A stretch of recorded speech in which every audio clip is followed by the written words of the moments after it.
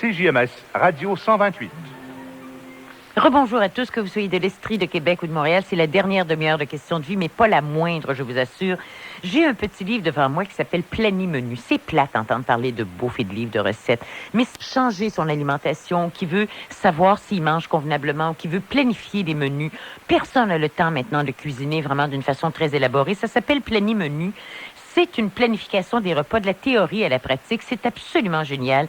Si vous avez des jeunes enfants ou des adolescents, que vous travaillez, vous êtes pressés, vous voulez vous libérer des courses de dernière minute, vous avez plus d'idées pour les repas, alors planifiez. Et ce livre-là, qui est écrit par Thérèse Duval, qui est technicienne en diététique, est absolument, mais c'est la chose la mieux faite que j'ai vue, je pense, de toute ma vie. Vous voulez vous prévaloir des spéciaux de la semaine, vous désirez servir des repas plus équilibrés, vous voulez faire un virage en alimentation, passer d'un régime carné, c'est-à-dire avec la viande, devenir peut-être semi-végétarien, mais vous connaissez pas les équivalences impôts sur les acides aminés. Puis c'est pas un livre compliqué, c'est un livre savant, mais il est pas hermétique, il est à la portée de tout le monde. On peut même le donner à un adolescent qui s'en va en appartement ou qui s'en va faire des études dans une ville étrangère. 15 minutes par semaine, puis le tour est joué. C'est absolument extraordinaire. Thérèse Duval, qui est technicienne en diététique, comme je le disais tout à l'heure, et qui a écrit un best-seller qui s'appelle Sucrons sans sucre, a elle aussi des enfants. Elle est mère de 3 enfants de 11 ans, 9 ans et 5 ans, donc elle sait de quoi elle parle. Et ce livre-là est vraiment un instrument qui est très, très facile d'utilisation. Elle l'a conçu, elle l'a expérimenté pendant 2 ans. Et la présentation comprend 3 parties, qui est l'information, les exemples et un agenda. Et c'est extraordinaire. Alors, on fait une petite pause musicale avec Joe Dassin. On écoute « À toi ». Et tout de suite après, Thérèse Duval est avec nous. CJMS Radio 128, le nouveau leader de l'information. Eh bien, comme je vous disais tout à l'heure, Thérèse Duval, qui est technicienne en diététique, elle est aussi mère de 3 enfants. Elle a déjà écrit un best-seller qui s'intitulait Sucrons sans sucre. Et c'est une beauceronne. On connaît le côté déterminé des beaucerons. Et elle récidive avec un livre qui s'appelle Planimenu, qui est le plus bel outil que j'ai rarement vu au niveau de l'alimentation. Bonjour, Thérèse Duval. Bonjour, Madame Boucher. Comment ça va? Ça va très bien. Oui. Oui. Quel temps il fait en Beauce? Oh, c'est un beau soleil. Comme nous. C'est quand même assez froid, là, mais c'est beau soleil. C'est cru. Oui. C'est un beau livre. Pourquoi l'avoir écrit? Parce que je pense que ça peut aider beaucoup de personnes et moi, ça m'aide personnellement et je pensais que ça pouvait aussi répondre à un besoin dans la population.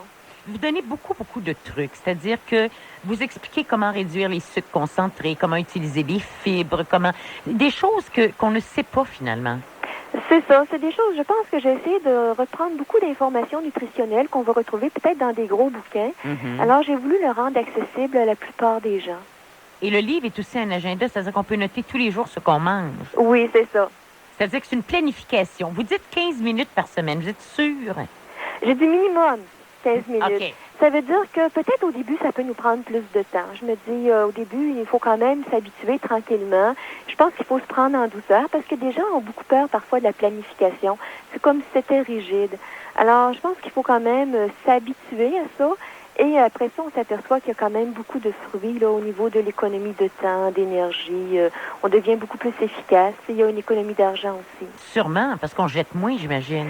On jette moins et ensuite, on fait moins d'achats impulsifs là, de dernière minute parce qu'on n'avait pas rien prévu. Alors, on peut planifier aussi à partir des spéciaux de la semaine. Alors, ça fait beaucoup. Au niveau argent, ça peut faire une économie, oui. Planifier des menus, ça veut dire qu'à ce moment-là, on mange des choses plus diversifiées aussi. Oui, c'est que moi, je fais souvent, je pars à partir d'un canevas. Je me dis, bon, ben, on peut servir peut-être 3 repas de poisson par semaine, un repas à base d'œufs par semaine. Et à partir de là, on peut varier de chaque semaine. Alors, avec les œufs, ça peut faire qu'on peut avoir au bout de 6 semaines, même pas la même chose, mais avec partir quand même de notre plat à base d'œufs. Alors, on peut vraiment varier notre alimentation en cherchant aussi dans des livres de recettes. En planifiant, ça apporte la variété, oui. Vous parlez beaucoup aussi de choses saines, c'est-à-dire réduire les sucres, faire des vinaigrettes avec du yogourt, alléger les vinaigrettes de commerce, mais c'est toujours très praticable pour tout le monde. Oui, moi, j'essaie d'être le plus... Bien, j'ai enseigné aussi pendant quand même plusieurs années. Et vous avez 3 enfants. C'est ça. Alors, je pense qu'il faut vraiment aller dans le pratique et dans que ça soit accessible à tout le monde. Et je pense que c'est vraiment un premier but. Moi, je voulais que ça soit accessible pour tout le monde. et que ça ne prenne pas nécessairement un cours là, spécial pour comprendre. C'est vraiment accessible à tout le monde. Ce qui est intéressant, c'est que vous définissez bien les besoins de chaque catégorie de gens, c'est-à-dire autant pour les personnes âgées, qu'est-ce qu'elles doivent manger, les adolescents, les petits bébés, les nourrissons, les adolescents, les femmes enceintes, les femmes qui allaitent. Oui, j'ai essayé, quand on a à planifier des repas, quand on a à s'occuper des repas, on arrive, moi j'ai eu des enfants, je me dis, à un moment donné, il me semble qu'il se passe quelque chose, c'est quoi leurs besoins? Alors j'ai essayé quand même, d'une façon assez synthétique, là, de mettre par page, là, justement, les besoins, les principaux besoins, les principales choses à chaque catégorie d'âge. Alors je me dis, ça peut aider les gens qui ont à planifier des repas, qui ont à se planifier des repas aussi. Vos petits trucs sont intéressants aussi. Je vois devant moi, par exemple, faire du jello, mais avec des jus de fruits et de la gélatine, par exemple. Ah oui. Ça, on n'y pense pas. C'est ça. Pourtant, c'est des choses qu'on a à la portée de la main. Et puis, moi, je fais ça depuis plusieurs années. Et je pense que les enfants apprécient beaucoup. Ça a quand même un goût très frais par rapport au sucré là, des gélatines commerciales. Alors, c'est quand même beaucoup plus nourrissant. Et ça fait des très bonnes collations et des très bons desserts. Comme par exemple, servir des sauces aux fruits sur des crêpes ou sur un gâteau, exemple fraise, banane, yogourt. Doit être bon, ça? C'est très bon, oui. En somme, vous habituez vos enfants à manger beaucoup moins sucré. Oui. Et automatiquement, je veux dire, ils ont une alimentation plus diversifiée et beaucoup plus saine. Oui, je pense que quand on arrive avec la diversité, on augmente souvent les fruits et les légumes. On s'en va vers une alimentation saine. Et je pense que ce sont les recommandations des nutritionnistes de diminuer les matières grasses, diminuer les sucres concentrés. Mais c'est la première fois que je le vois dans un livre aussi simple et que ce soit que les légumineuses soient expliquées, que les fibres soient bien expliquées, que ce soit faisable dans la vie de tous les jours sans que ça devienne un virage qui demande 5 ans à apprivoiser. Ah, OK. Je vous remercie. Ah non, c'est vraiment très, très, très bien fait. Vous parlez à un certain moment d'être vigilant, de lire ce qu'on achète, les étiquettes, par exemple. Oui. Ah oui, je pense que c'est important parce qu'au niveau des étiquettes, je pense juste à la quantité de sucre qui peut nous passer sous le nez quand on ne lit pas les étiquettes. Tous les additifs alimentaires aussi, il y a peut-être des choses des fois qu'on peut changer, puis on peut s'apercevoir sur une autre marque, il y en a moins. Alors moi, je me dis, choisissons peut-être celle où il y en a moins de sucre, où il y en a moins de trop d'additifs alimentaires. Je pense que si on peut manger le plus sainement possible, c'est préférable, le plus frais possible aussi. Mais ce qui est intéressant dans le livre, c'est que c'est pas ennuyeux et c'est pas infaisable. OK. On va faire une petite pause, Mme Duval, puis on va revenir parler du fait que vous amorcez un virage de peut-être réduire un petit peu la viande et d'aller peut-être vers un menu semi-végétarien, d'accord? OK, merci. Merci. À tout de suite.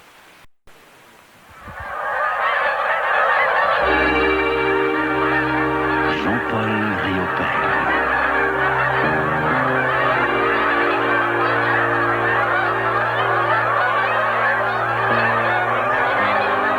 Jean-Paul Riopelle. Du 26 novembre au 19 janvier, dans la nouvelle aile du Musée des Beaux-Arts de Montréal. Ouvert sur la ville.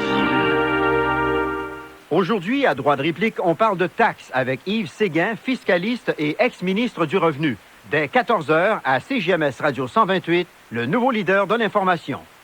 De retour avec Thérèse Duval, qui est l'auteure du petit livre Plani-Menu. Madame Duval, vous parlez beaucoup du régime passé. Il y a des gens qui veulent passer, par exemple, d'un régime carné, d'un régime avec viande, à un régime un peu plus allégé qui est végétarien, par exemple. Oui. Bon, c'est pas évident qu'on peut faire ça parce que, je veux dire, il y a des acides aminés, par exemple, dans la viande ou dans les produits laitiers, et on ne sait pas où les trouver dans un régime végétarien. C'est ça. Alors, j'ai voulu faire un chapitre, justement, pour parler de la complémentarité des protéines. Je pense que c'est quand même un courant. De plus en plus, les gens, même on demande aux gens de diminuer la quantité de viande. Ben, encore faut-il savoir par quoi le remplacer. C'est ça. Et les gens disent, moi, je le remplace par des œufs puis du fromage, mais à un moment donné, on se tanne de toujours manger des œufs et du fromage. Alors, j'ai fait un chapitre, justement, pour expliquer c'est quoi la complémentarité des protéines, comment on peut faire. Et tranquillement, pas vite, j'ai aussi amené un exemple de menu végétarien diminué, c'est-à-dire carné diminué, ensuite végétarien. Végétarien, semi-végétarien avec, disons, poulet et poisson, ou semi-végétarien juste avec poisson. C'est ça. et ensuite complètement végétarien pour que les gens puissent savoir un peu qu'est-ce que c'est, à quoi ça ressemble une semaine où on ne mange pas du tout de viande, où on la diminue quand même beaucoup. Alors, il y a tout un chapitre qui explique la complémentarité des protéines. Avec des recettes. Avec, je dirais pas des recettes, c'est plus des suggestions à ce moment-là. Là, parce que Mais j'ai vu beaucoup de recettes, moi, qui me tentent. Ah oui? Oui. Comment, par exemple, quand vous faites comment utiliser les restes. Ah, OK. Oui, à ce niveau-là, oui, je donne j'appelle ça beaucoup de suggestions. De suggestions, si vous voulez. Oui, c'est pas vraiment des recettes dans le sens où vous prenez tant de temps ou tant de ci ou tant de ça. Mais c'est intéressant parce que, je veux dire, c'est vraiment des idées extraordinaires auxquelles on ne pense pas. J'ai essayé d'être le plus pratique et concrète possible pour justement, j'ai envie de dire, suggérer aux gens, puis alimenter peut-être en eux là, ce qu'ils ont pour trouver aussi d'autres choses. Alors, j'ai envie de rallumer un peu peut-être le feu là, parfois pour que dans notre cuisine, ça devienne moins fade, j'ai envie de dire. C'est intéressant parce que, je veux dire, c'est à la portée de tout le monde. C'est-à-dire que même une adolescente qui partira en appartement ou un adolescent pourrait se servir de ça. Ah oui, et je pense que ça serait très utile parce que même dernièrement, je lisais un article où on dit que si les jeunes adultes pouvaient se nourrir mieux, au niveau de leurs études, ça pourrait aller mieux aussi. Au niveau de leurs études? Oui. Ben oui, mais j'imagine que c'est la même chose pour tout le monde, la productivité, qu'on soit sur le marché du travail ou qu'on étudie. C'est ça. Si on mange bien et qu'on a toutes nos vitamines et tous nos minéraux, il est évident que, je veux dire, on doit mieux performer, forcément. C'est ça, on se sent déjà mieux, alors à ce moment-là, on travaille mieux, oui. Est-ce que les femmes sont ouvertes à ce changement alimentaire? Si les femmes sont ouvertes à ce changement alimentaire? Je pense que la population en général est en recherche. Moi, par ici, je réalise que la population est très en recherche là, d'une meilleure alimentation et il y a une grande ouverture à ce niveau-là. Alors, je pense que mon livre peut vraiment leur aider. Là, Oui, parce que quand on parle de virage alimentaire ou de manger plus de fibres ou des légumineuses, des choses comme ça, les gens disent, oui, je veux bien, mais je sais pas comment faire. Et avec votre livre, à ce moment-là, ils vont savoir comment faire. En tout cas, ça va sûrement leur aider, oui. Bien, je vous remercie beaucoup, Mme Duval. C'est moi qui vous remercie. Au revoir. Merci, bonjour. Alors, Mme Duval est l'auteure de Planimenu et c'est aux éditions Scolaris. C'est un petit livre absolument extraordinaire que je pense que tout le monde devrait avoir en ce moment si vous êtes le moindrement vigilant au niveau de votre alimentation. C'est pas un livre granola, c'est un livre à la portée de tout le monde, de vous, de moi, de tout le monde. Et c'est vraiment un truc absolument génial. Je vous souhaite à tous une bonne journée. C'est déjà terminé. Je vous remercie d'avoir été avec nous. Je remercie